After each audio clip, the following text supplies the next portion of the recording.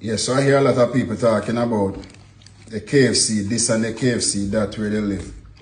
Tell me something.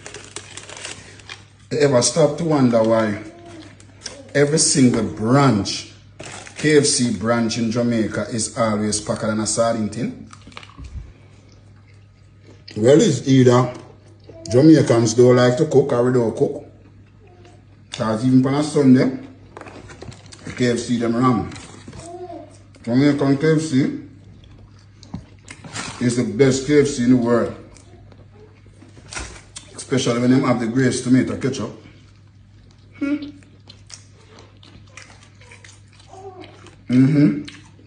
Two solid biscuit. And don't forget the magical corn. The magical corn come with the precise butter on it.